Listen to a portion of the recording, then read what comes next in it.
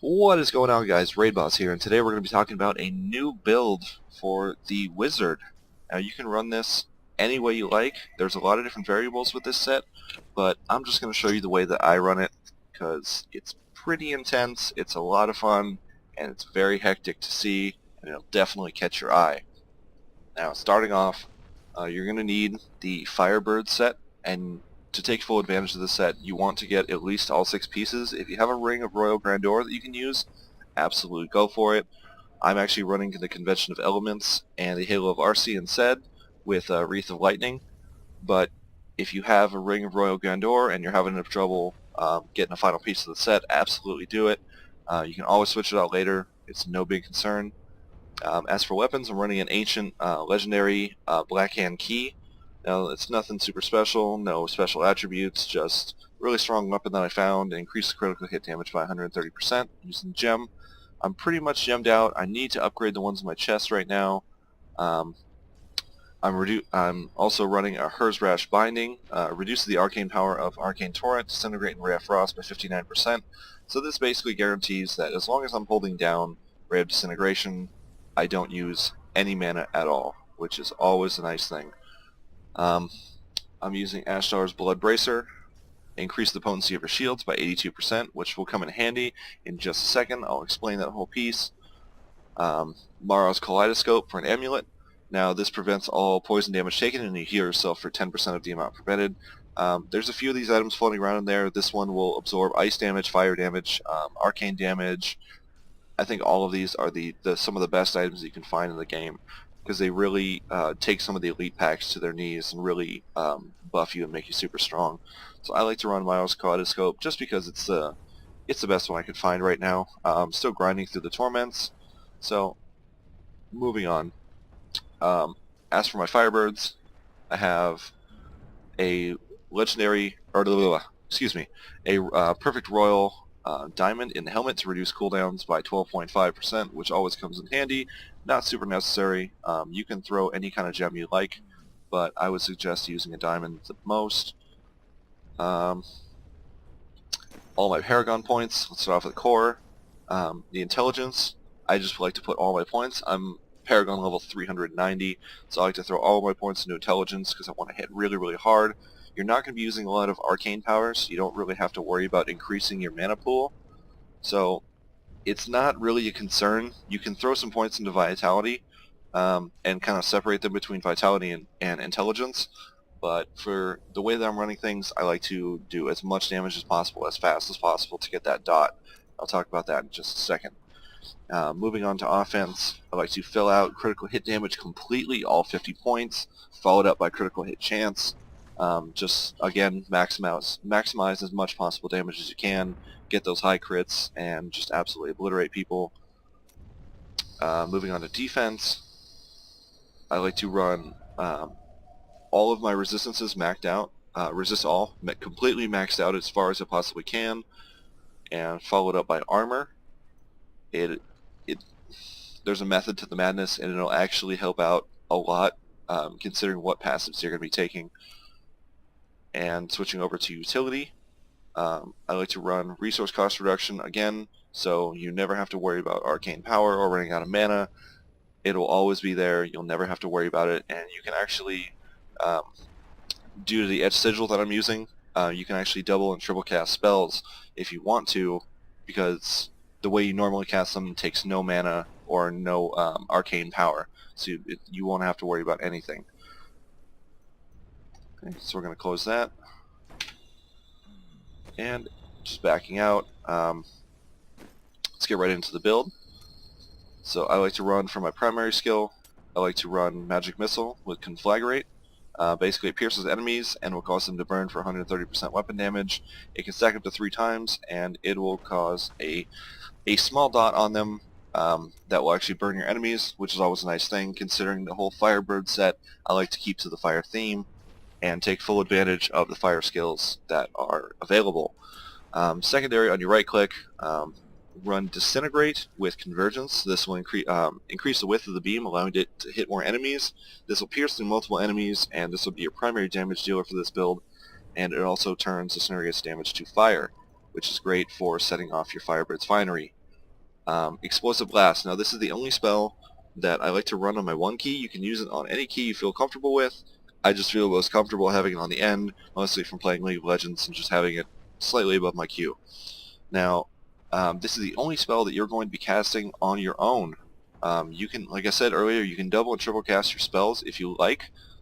If they have a longer cooldown, you may have to wait a second. Like I said, you can cast your Meteors, your Blizzard, your Black Hole, your Explosive Blast, and you can just keep repeating them, and they'll also cast for free with your because of the Edge Sigil that you'll be running. So I'm getting a little ahead of myself, but basically you're going to be running Explosive Blast with Chain Reaction, so instead of one explosion you release a chain of 3 consecutive explosions, each dealing 520% weapon damage as fire, because the more explosions the better.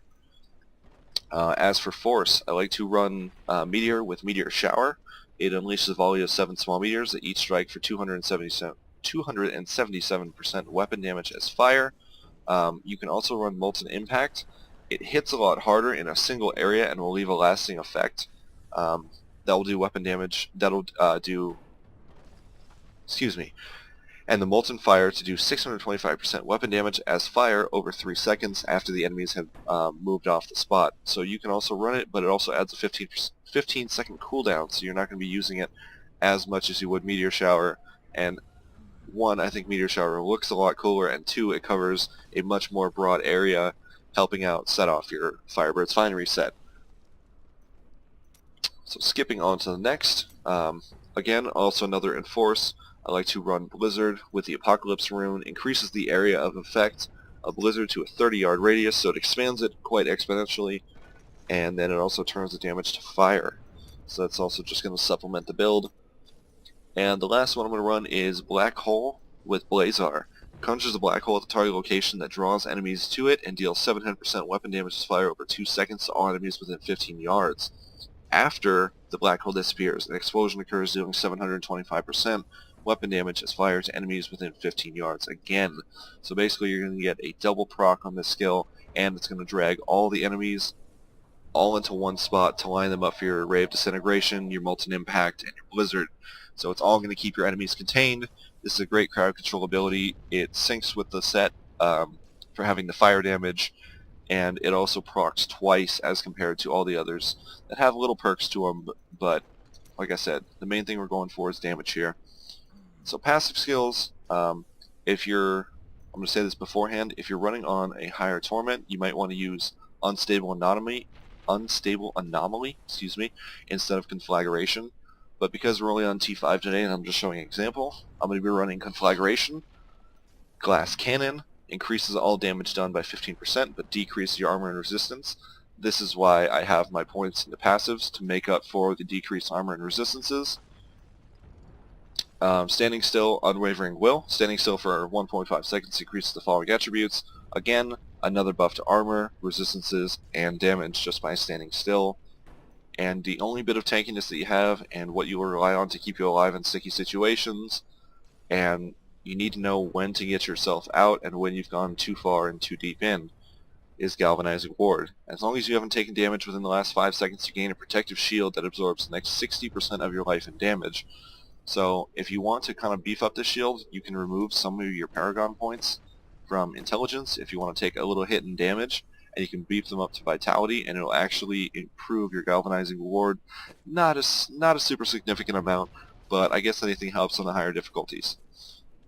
And so we're going to head over here real quick and check out the Kunai Cube. Like I was talking about before, I'm running an Etch Sigil. This is what brings the whole set together and makes it incredibly fun. Your Arcane Torrent, Disintegrate, and Ray of Frost also cast one of your other damaging Arcane Spenders every second.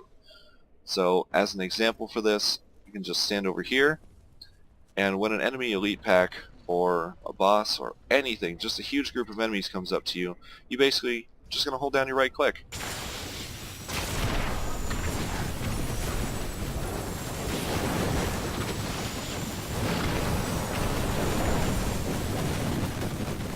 And you are just going to rain absolute hell on everything in front of you, and if you notice, it'll all cast for free.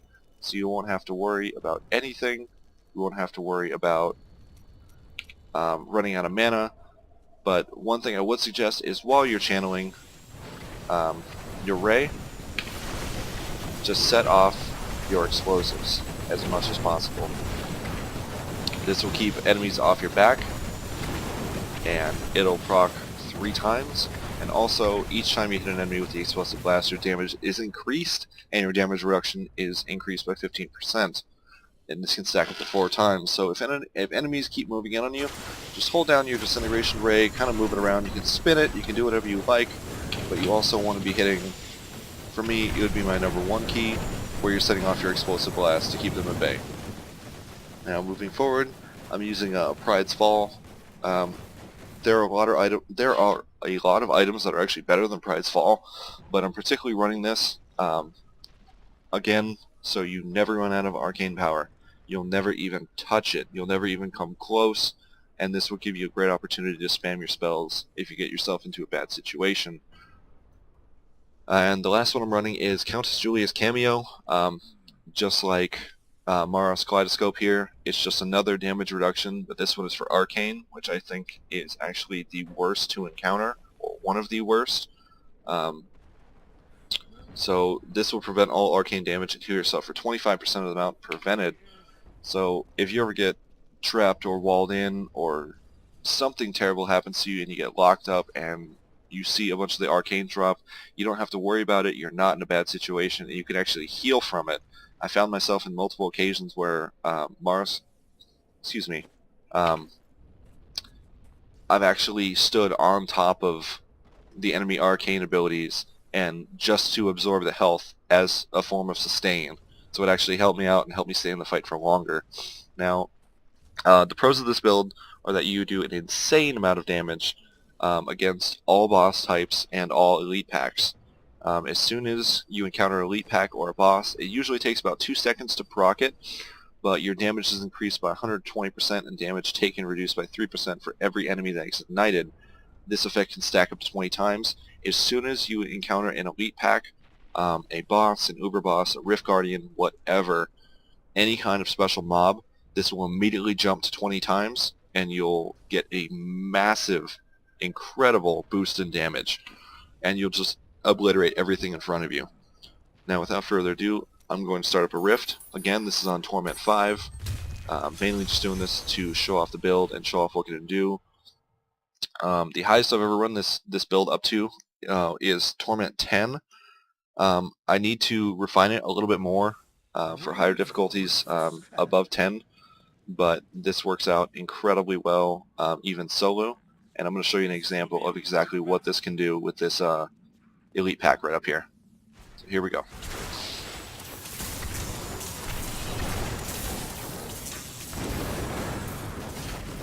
As you can see, it just completely obliterates it, and like I was saying, you don't have to worry about arcane. It is awesome. This actually becomes something that helps you incredibly, so it's always nice. It's one less thing to worry about. Now while you're running this build, you kind of want to get in the habit of just consistently, every time your explosive blast comes off a cooldown, you just want to hit it, just for fun. It'll destroy anything around you, and the more enemies that you hit with it, the absolute better. The Galvanizing Ward will pretty much protect you from anything. Like I said, if you want to beef it up a little bit more, you can throw some points into Vitality, but otherwise, it's about 60% of your health extra, so it's like having extra Vitality without actually having to put any points or spec any items into it. So, as you can see, this build absolutely destroys everything in front of you. There's not a whole lot you have to worry about. As far as legendary gems, I'm running Wreath of Lightning. So basically, with Wreath of Lightning, every 15 seconds, you have a chance to, I think it's hit 3 enemies at one time for 2,000% of your weapon damage in lightning damage, and it'll arc out almost like a conduit pylon. And this really helps if enemies are closing on you and they're starting to get a little too close for comfort. The Wreath of Lightning will just reach out and just touch everyone and just absolutely obliterate them if they tend to get a little bit too close.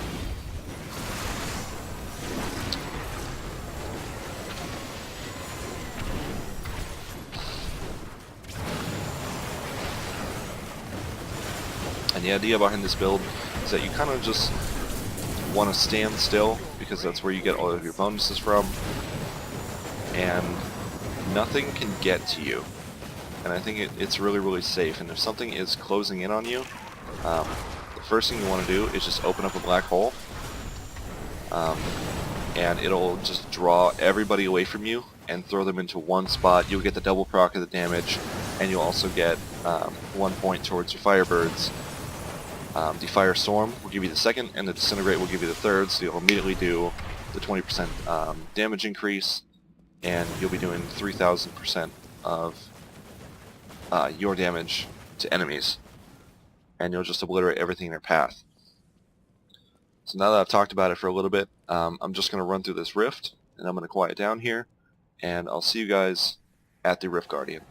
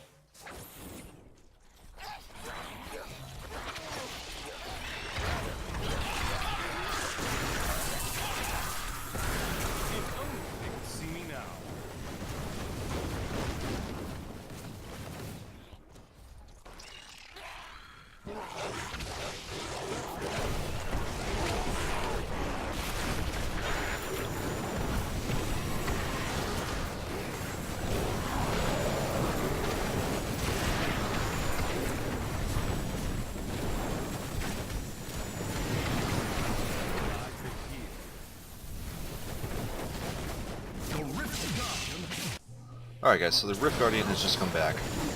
And let me show you exactly how fast you can obliterate this guy, just like that. It's incredibly simple, incredibly powerful. Just that burning dot does so much damage. It is just not even funny. But that's going to wrap it up for this video, guys. I mean, it's a pretty straightforward build. It's a lot of fun. If anybody has any improvements, anything you'd like to suggest in future videos, please drop in the comment section below. If you'd like to see more builds like this one, for a lot of different classes, please let me know. Again, please drop in the comment section below. Talk to me. Let me know what you want to see. And thank you guys for watching.